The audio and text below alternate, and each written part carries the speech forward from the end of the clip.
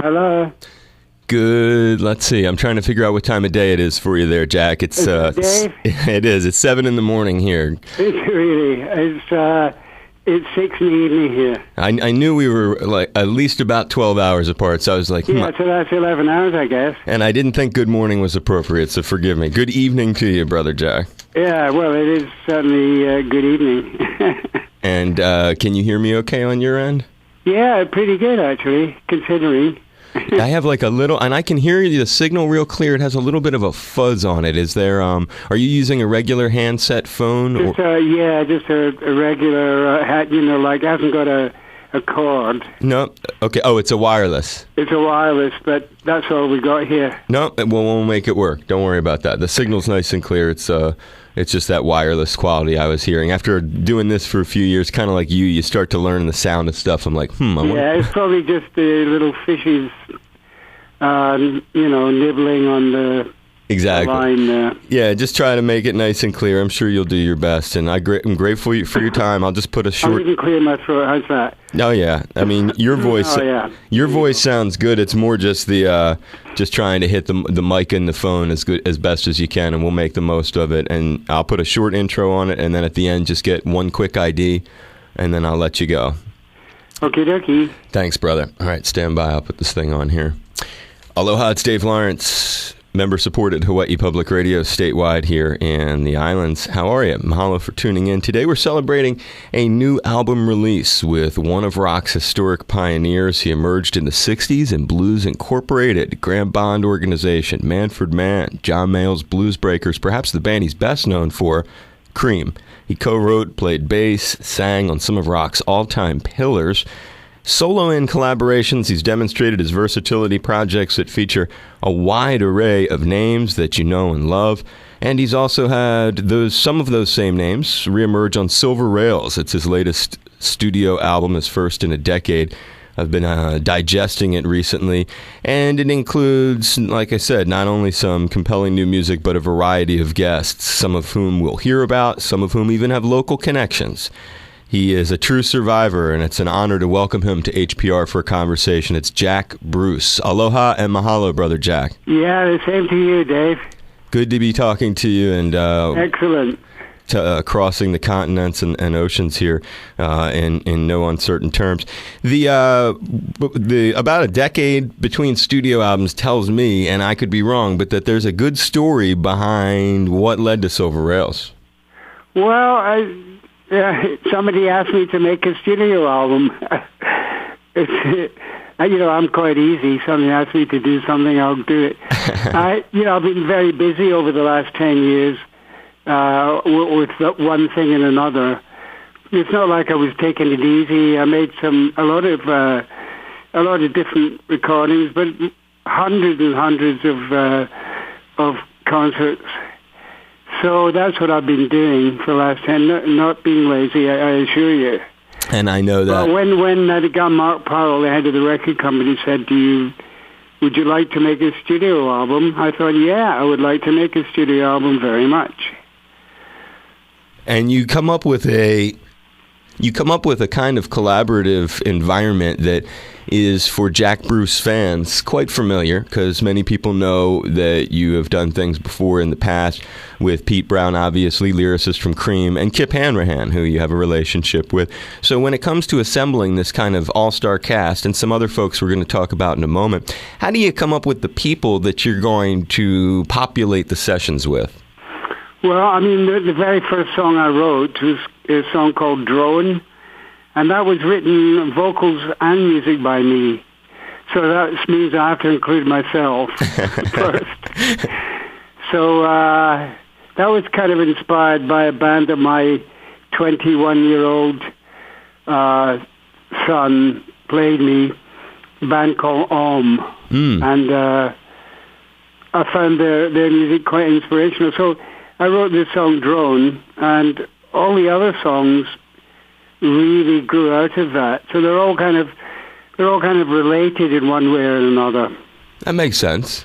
And as I wrote each song, I had a very good idea who I wanted to play, particularly guitar, because I mean to me, a rock album is about guitar. Right on. That's, it's these days, I just still love great guitar players and working with them. So the first song that I thought was Phil Manzanera on Candlelight, the first track of the album. Phil and me, we worked, a couple of years ago, we worked together in Cuba with some Cuban musicians, and that's how I got to know him quite well. Of course, he was a guitar player with Roxy Music, famously. That was Augusto Enriquez you're talking about? Sorry? Augusto Enriquez when you played in Cuba? Yeah, exactly, yeah. And that was, we just got on really well, became very good friends. The friendship continues now, and it was very natural to ask him to play on that track, because it's a kind of calypso, islandy feel. That's how I would describe it. Right. Yeah, that's a natural one here in the islands for sure. And on the note of other folks and sort of the same sort of way you eloquently explained the connections there, was it the 2008 series of dates you did, the Blue Note Club tribute concerts to the Tony Williams lifetime in Japan, that first brought Cindy and keyboardist John Medeski into your life? More or less. I knew Cindy a little bit, but I hadn't played with her until then. And we, again, 2 years ago, we did quite a long tour up the west coast of the States. Right. Doing the jazz fair, like the Playboy Jazz Festival, right up to Canada. Then we toured all over Europe in the wonderful festivals there too. And just coincidentally, John Medeski and Cindy were both in Europe while I was in Abbey Road recording. So I thought, this is too good a chance to miss. And talk a little bit about, Jack, if you would, Abbey Road. People hear the name, they know the music, of course, they know it's a studio, they've heard all the legendary stories, they've heard a lot of their favorite names associated with it. If you can paint a picture of maybe a story, a moment, an experience there, or even just a summary of what it's like to move around in that place. Well, the very first time I worked in Abbey Road I was like 22, maybe. Right. It was in 1965. And I made an album there with Graham Bond called The Sound of 65. And that album was done in 3 hours, the whole thing. Amazing. And we worked there in Studio 2, which is the one that a lot of people would think of as the Beatles studio. Okay. It's a big studio with stairs going down from the control room.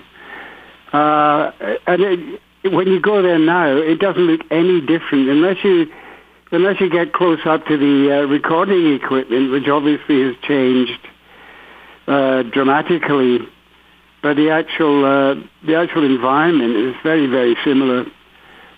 The other studio I used was 3, which is the one that The Dark Side of the Moon, for example, was recorded in. So it's like you're just kind of collecting the vibe. The vibe is on the wall. You just have to scrape it up. That's exactly what I was thinking. Dripping off there.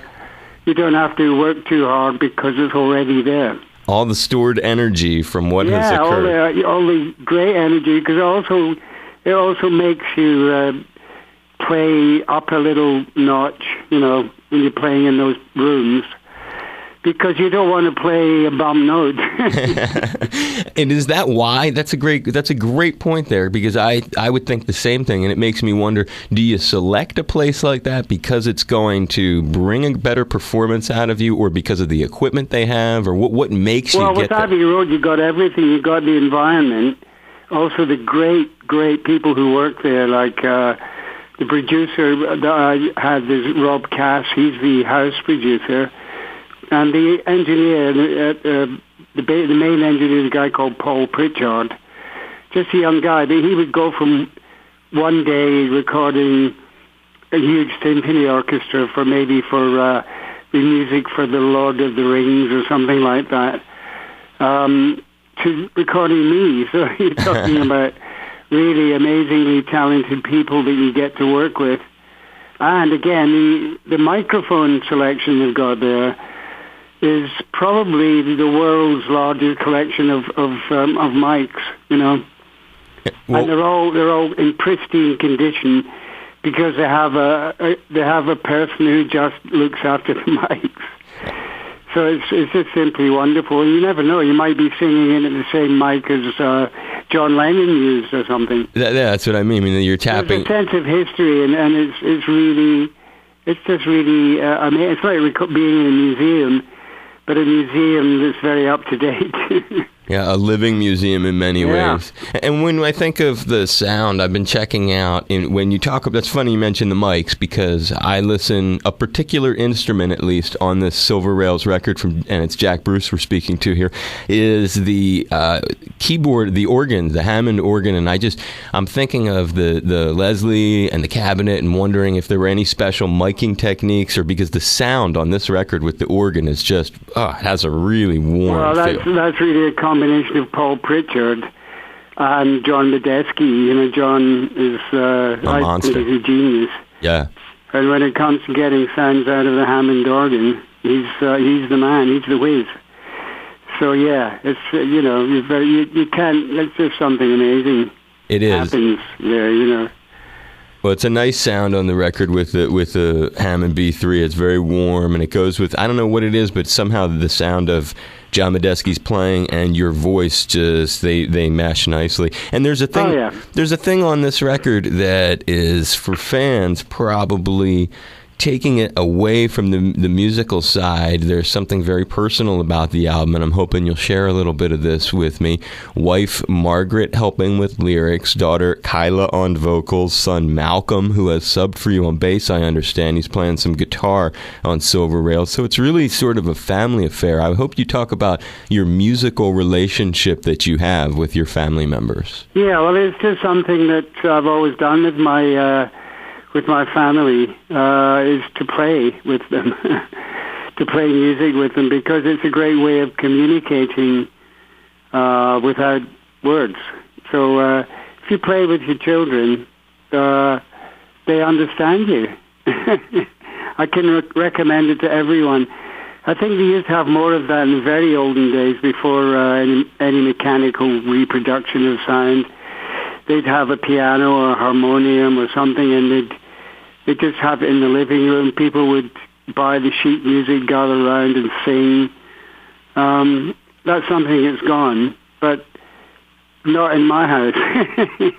And did it start, and it's certainly, by the way, something that people in Hawaii could completely understand and relate to, so there's a real connection there, no doubt. I'm sure they're listening quite attentively to this segment. When you think about the earliest memories you have, or how it came to be that you were doing what you said, communicating via music with your family, take me back to how you initiated it, or how you realized, wow, this is something that happened to me with my mother. My mother was a great Scottish singer, a singer of real Scottish folk melodies and Robert Burns songs.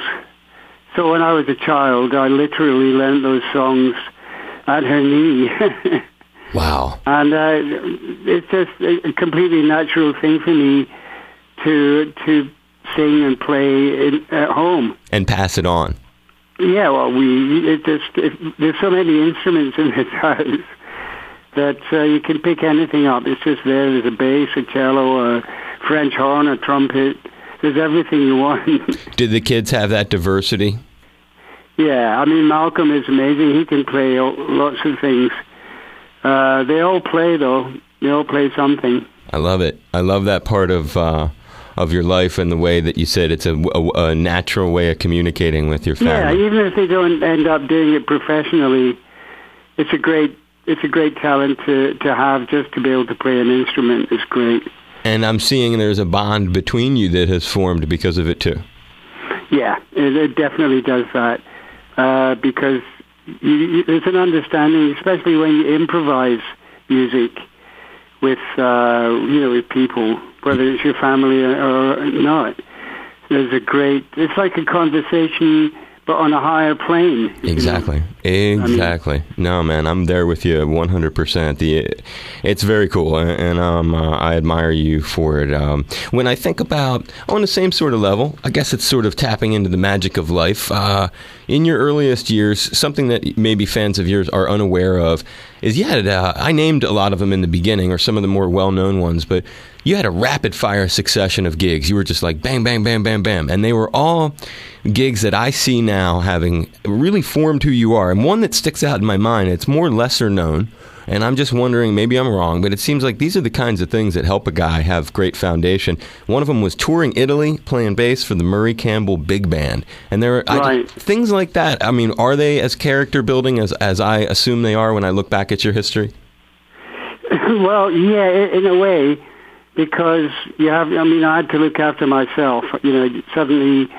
Suddenly I was out in the world, and I was only 17, 18. So yeah, you have to be self-reliant. Was that an agent getting you all those gigs? What do you think made it happen? A lot of the things I did eventually were on U.S. Air Force bases. A famous one called Aviano in Italy. I worked there for quite a few months and got to know made a lot of friends because, it's a similar age to the guys who were doing their service. Sure. And I just find it very interesting because their standard of living, even in the forces, even in the armed forces, was so much higher than where I had come from. That's interesting.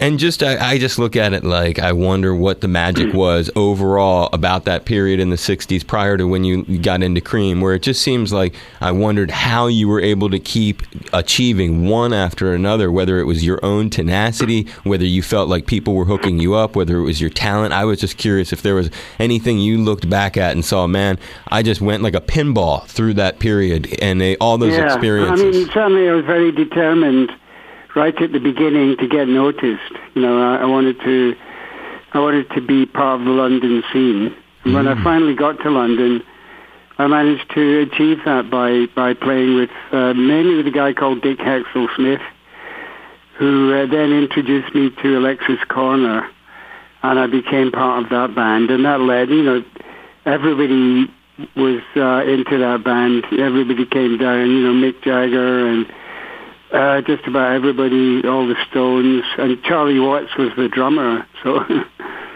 was a bit like being part of the very beginnings of the British blues thing. No, totally, 100%. And on that note of that, when I think about that sort of period of your life, you mentioned it before, and it's great that you said it, because you said, to you, I'm paraphrasing, but something like rock to you has got to be about the guitar, and you're associated with the guitar, and obviously Clapton comes to mind, but I think there are other people, maybe, again, when I think of people who would appreciate this interview, there are other guitarists through your life, which I rarely get to hear you speak of, that I know you had firsthand experiences with. And I played with a lot of great guitar players. Before Eric, I played with John McLaughlin, for instance, who, as any music lover knows, went on to play with Tony Williams and then Miles Davis and his own band. I played with him again in Lifetime with Tony Williams. So he was the first great guitar player I played with. Then Eric, and then lots of other people like Bernie Marsden, and Robin Trower, possibly my all-time favorite, who would be Gary Moore, who's also a very close friend. Why? Why would that be one of your favorites? I just think we had a lot in common, both being kind of, him being from Northern Ireland and me being from Scotland. There's not a lot of difference between those kind of people. We're very fiery and very passionate about the music, and I think Gary had this intensity about his playing that I could relate to very much. I just loved his playing. Rory Gallagher was another one. Right. But for me, Gary was very, very special. And you guys, correct me if I'm wrong, but with Rory, again, you'd share like that background thing would come into play. Yeah, absolutely, yeah. Yeah, I get what you're saying with that. That's Sure, a very interesting thing I've not heard. Hey, a cat I was thinking of, who I just think he did, and you'll correct me if I'm wrong, it was just a one-off thing, but Frank Zappa, Apostrophe, what did you do with Frank? Well, I ended up just playing, just jamming with him, really. And the result of that was Apostrophe, which was really just a bass riff that I came up with. Was it fun to do? To play? Yeah, sure, it was fun. I always liked Frank. I knew him from years before. With the Mothers? From when, with the Mothers, and also, well, he had this amazing thing he used to do in the afternoons in the Village in New York. In this little theater, which he'd play in the afternoon. So Eric and me would go down quite a lot and see what insanity he was up to that particular day. Great description. He's an extremely funny guy, apart from being a great musician. Great description. I'm sure he'd appreciate that. I'm sure he's laughing now over that one. Certainly hope so. No doubt. And another cat that on another instrument that I play drums a little bit, and one of my two very favorite drummers you've gotten to be around, and I'm just curious of your Cozy Pal experiences. Mm-hmm. The late, great Cozy, over the top. Yeah, Cozy was a great drummer. I first met him when I played with Gary Moore on a Gary Moore album. I think it was... Oh, no, it was a Cozy Powell record, actually, called Over the Top. 1979, Over the Top. Yeah, and Gary was playing on that. So that's the first time, really, that I met Gary, was with Cozy. And, I had a lot of time for Cozy. He's a great drummer in his own way. Lovely. And great to play with. And another drummer, Ringo Starr, you had the opportunity to... Yeah, no, Ringo is kind of much maligned. People don't think of him as being a great drummer. In fact, we played... I didn't play with Ringo in Hawaii. That was a Beatles tribute thing that I did years ago. In Maui, right? Yeah, playing with Ringo was really nice because he's got a special feel. And a lot of the things that have become standard in rock drumming, Ringo invented.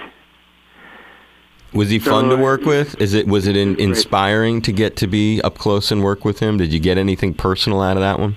Well, yeah. I mean, I think I think it's the showmanship thing. I've never really been into being a showman, but Ringo, and strangely enough, a great blues guitar player that I loved very much, called Albert Collins. Oh, yeah. They both said to me, just don't forget, Jack, when it comes down to it, you're just an entertainer. Wow. And I think that was very good advice. I love it. And before I wrap it up with you, because you've been very generous with your time, and you mentioned it, but it's a great way to sort of bring this interview full circle. You said Hawaii, which is where we are, and obviously throughout the state, many people love you, appreciate you. Kind of for those who are less familiar but are curious about your connections to the islands, experiences here, times you've come through, maybe you run through some of your memories? Of being in Hawaii? Yes. Oh yeah, I was there some time ago with the Alan Parsons experience. It's called the Walk Down Abbey Road. I remember that. And basically, it was just a tribute to the great Beatles songs, and a lot of fun to do.